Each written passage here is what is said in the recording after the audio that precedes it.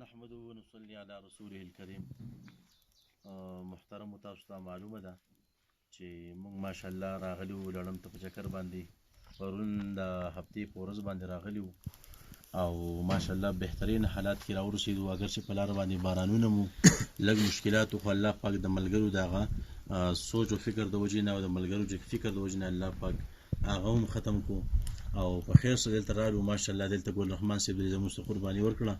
هغوی چې کوم دی موږ له دلته چې کوم دی د استوګنې ځای راکړو، په خیر خیریت سره شپه تېره شوه او دا ملګري چې کوم دی ماشاءالله علما کرام او قره حضرات موجود دي، بعضې پکې امامان هم دي. موږ چې کوم دی راغلي وو دوی ملګري هم تاسو ته چې کوم دی خپل معروضات وړاندې کوي او انشاءالله اوس موږ روان یو د خیره. نو که څه خبرې نو هغه د باقي علما کرام حضرات ستاسو وړاندې پیش کړي.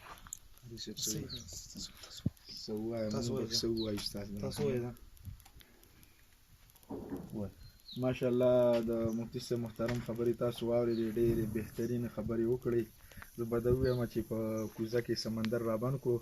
ماشاءالله تر اوسه پورې خو ډېر ښکلی ماحول وچلېدو. ملګري هم چې دی د اول نه تر اخره پورې ماشاءالله د یو بل سره څه قسمه خفګان هم نه دی راغلی او ډېر ښکلي انداز سره چې دی ماشاءالله هغه چکر زمونږ سر ته ورسېدو.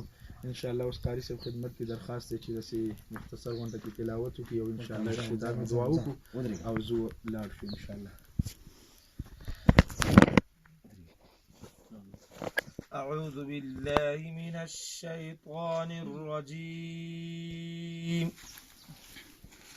بسم الله الرحمن الرحيم. لا يستوي أصحاب النار وأصحاب الجنة. أصحاب الجنة هم الفائزون.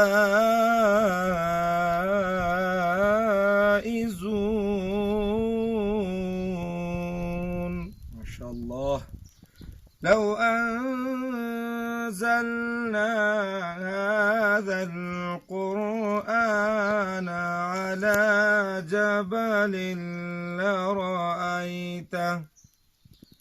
لرأيته خاشعا متصدعا من خشية الله.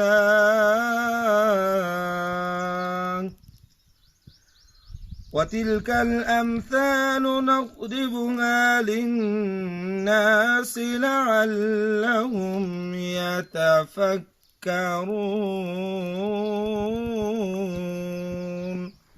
صدق الله العظيم. جزاك الله خير. اللهم صل على محمد وعلى ال محمد كما باركت على ابراهيم وعلى ال ابراهيم المجيد. رب العالمین دا کوم سفر چې مونږ کړی دی راغلی رب العالمین په دې کې زموږ کوم غلطیانې کوتاهیانې شوي هغه ورته معاف کړه. رب العالمین د ملګرو په خپل منځ کې په ګپ کې څه خبر راغلی کمې زیاتې شوي نو هغه موږ ته معاف کړه او زه د ملګرو نه هم چې کوم دی دغه معافي غواړم که ما څه غلطي کړې هغه موږ ته معاف کړئ، ما معاف کړي تاسو چې کوم دی یو بل ته معافي وکړي. نو الله رب عزت چې کوم دی موږ له بیا هم دغه شان مزید توفیق راکړي چې موږ چکرې ولګو او که هغه بهترین ځایونه یې کالام دی یا چې کوم دی نور ځایونه کوم راټ نور ښایسته ښایسته ځایونه الله پاک موږ باندې دیدار وکړي. په خیر سره الله پاک زموږ د اتفاق اتحاد چې کوم دی وساتي. اللهم ربنا اتنا في الدنيا حسنه وفي الاخره حسنه وقنا عذاب النار.